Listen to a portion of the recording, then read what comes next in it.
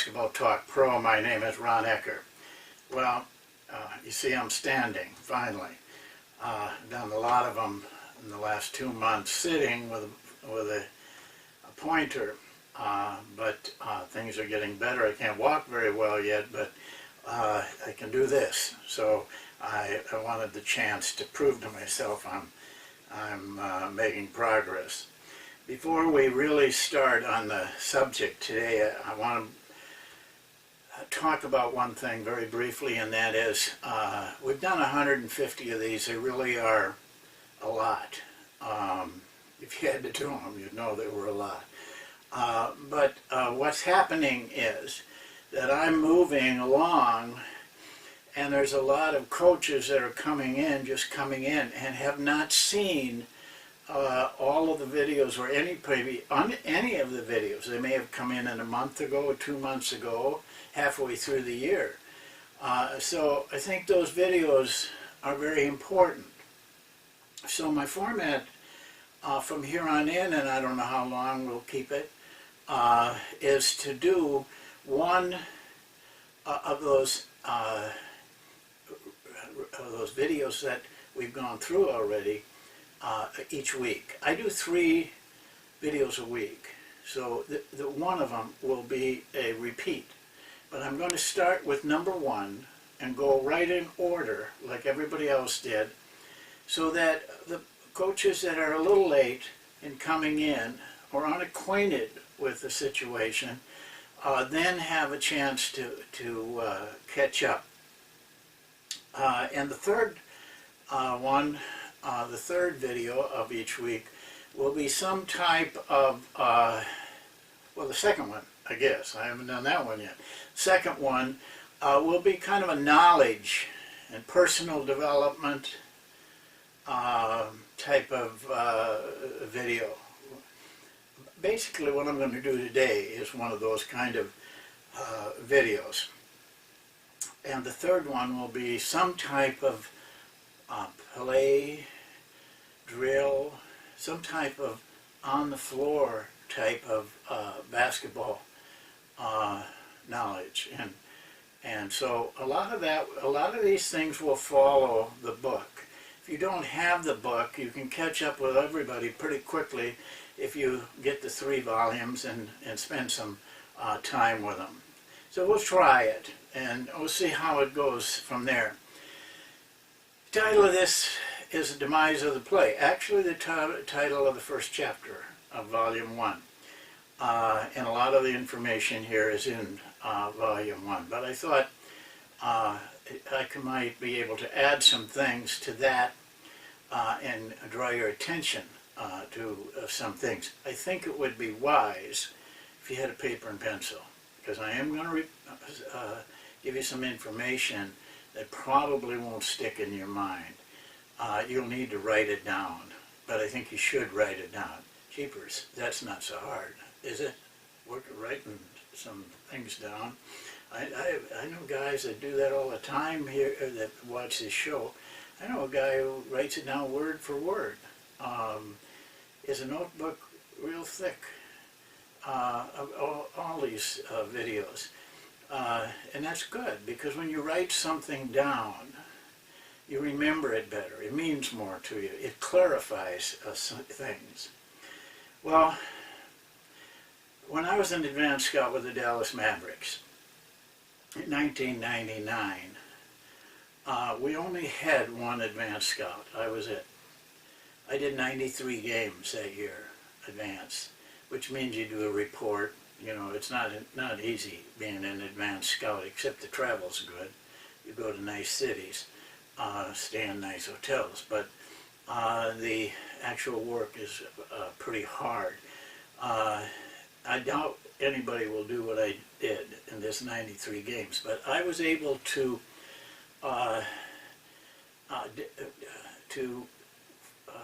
develop each play with the number of times they ran it and the number of points they scored. And I have a regular scouting report that I made myself, a form, and on the bottom I can keep track of fast breaks, transitions, breakdowns, no plays, miscellaneous.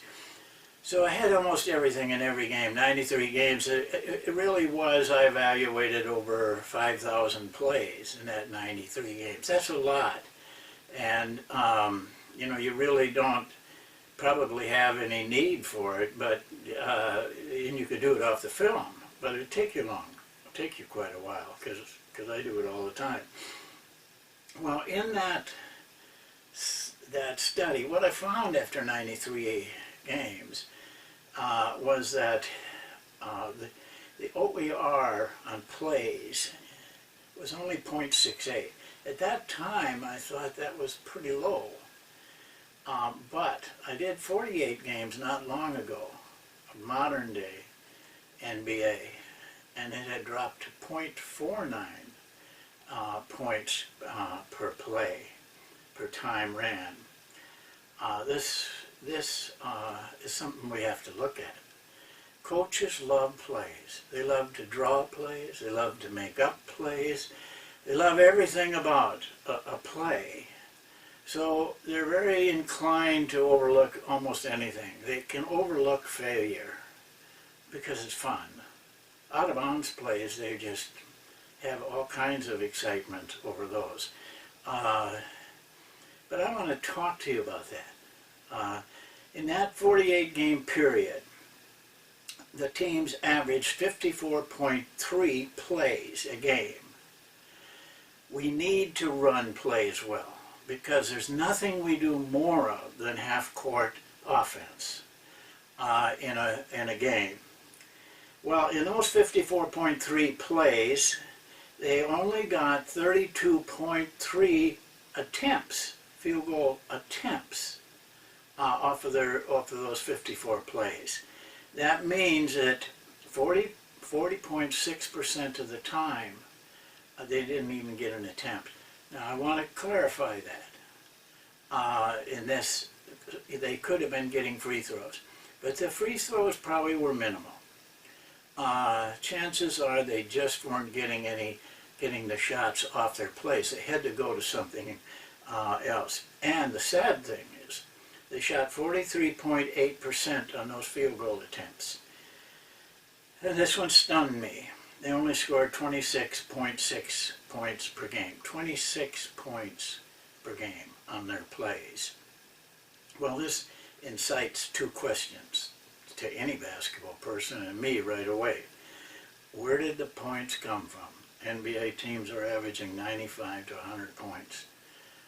Where did they come from? Well, we'll take that question later. I'm going to answer it. It's the third element, and we'll talk about that.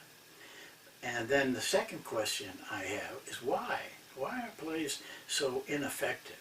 Why, with all the time they spend practicing them, day after day, play against every 82 games in the case of the NBA, and yet they don't get much off of their plays. I'm going to give you some things that I have witnessed, and that from my own inquisitive mind about things like this, that I've been able to determine. There's a number of them. The first one is sameness. Most leagues, most levels run the same plays. In the NBA, it gets so bad that you don't even, you just tell them the calls. It goes like this. Their touch head is our diamond. I mean, that's the very way it works.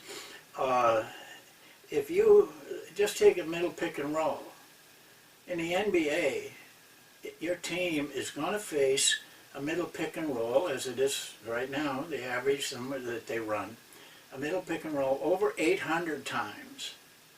Well, you ought to be able to figure out a defense if you play against it 800 times, and they do. And that's why sameness hurts and brings the play's effectiveness down. Predictability. A lot of coaches depend on plays because they think they can generate team play, along with they love to see their own plays. But the team play just isn't generated. They're not getting it. I'm talking about one or two. I mean, there's a couple of teams that are very good at it. I've never seen any better team than Utah Jazz when Jerry Sloan was the coach. But they're predictable anyway, even with Utah Jazz, and even with, as well as the San Antonio Spurs do things, but they kind of make it hard to be predictable because of their options. That's one thing. Think about this, coaches, if you're running plays. Most plays, or all plays, are run against a set defense. The defense is set. That's a tough defense to crack, especially out-of-bounds plays. Then they're really set. I'd like to have you just experiment with not running an out-of-bounds play. Run your own stuff. Run the stuff you run all the time. Because you're up against a tremendous odds with, I don't care how good your out-of-bounds plays are. You're going to be you're wasting some of your time. Go ahead and keep track of them. See if I'm wrong. But set defenses do give you more resistance.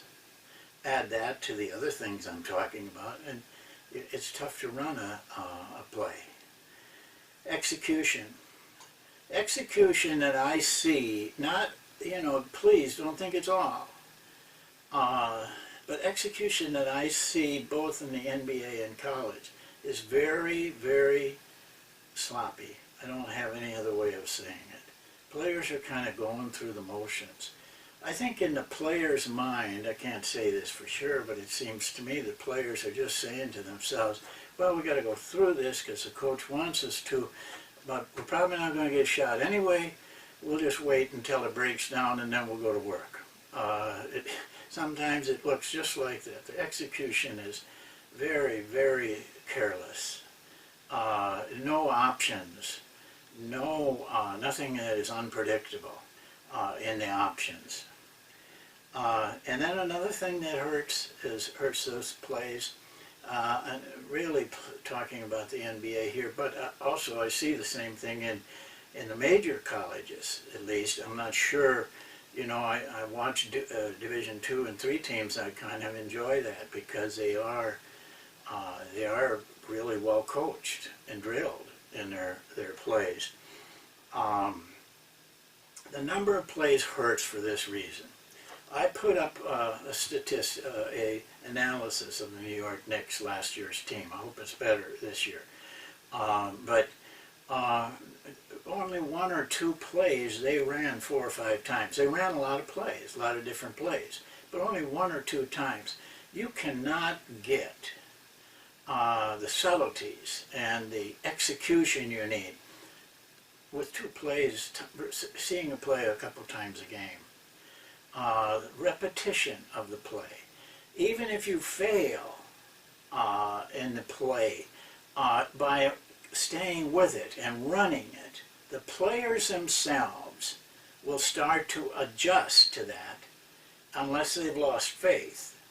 And they will find ways to make that play work.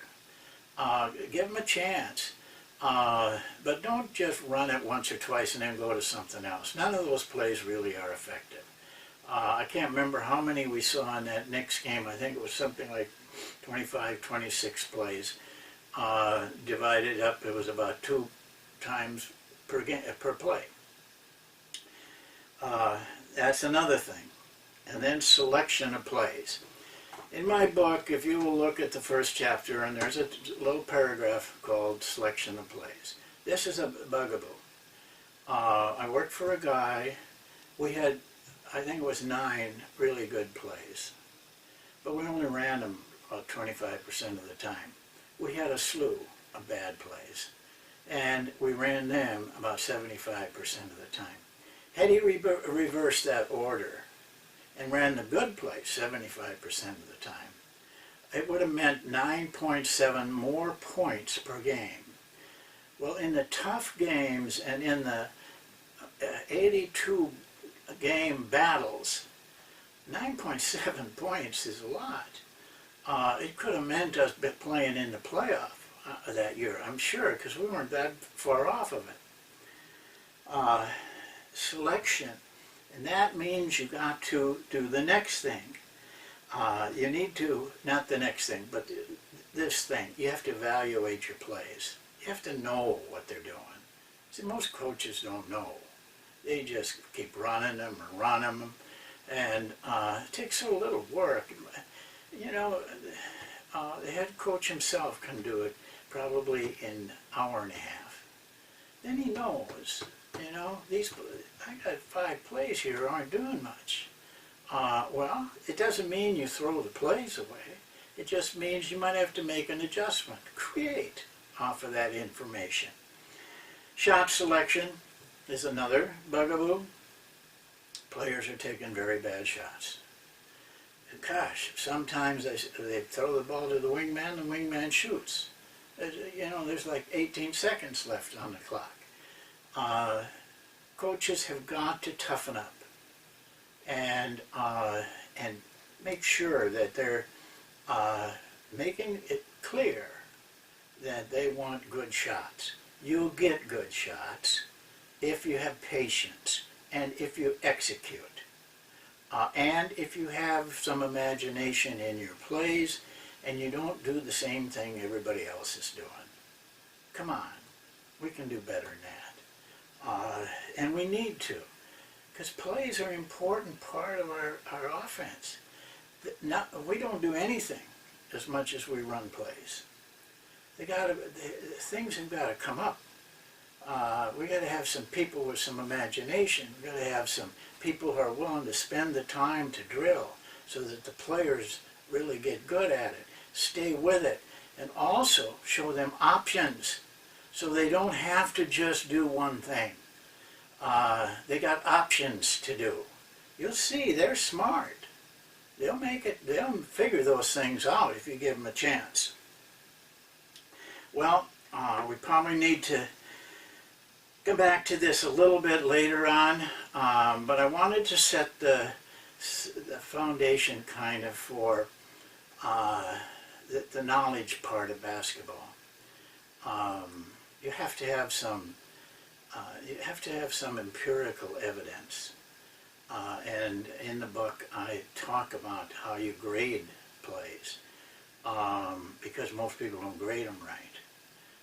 They run a play, and whatever happens, that's the points they score, and probably not coming off the plays.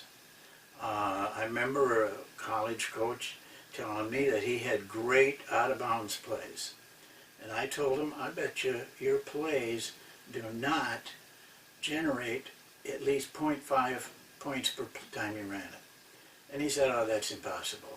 Our plays are really effective. I said, go home, get your films, and make sure you stop grading the play when the play breaks down. Well, he came back to me about 4 days later and he said, you know, I'm shocked. Those plays aren't doing much at all. You have to know when it's a play and when it's not a play to get a good evaluation. Well, that's it for today. We'll continue to try to give you the best. We're at 150. I never thought we'd get that far. And I just can't, and I can't even tell you where we'll end. Could be tomorrow, it could be a month from now, it could be 2 years from now. As long as we feel that we can bring something to you every day, you know, there's a time when me personally might not be the person bringing it, but I think the concept is good. And by keeping it free, everybody has access to it. And by keeping the videos in the archive, everybody's got access to that. We'll see you next time.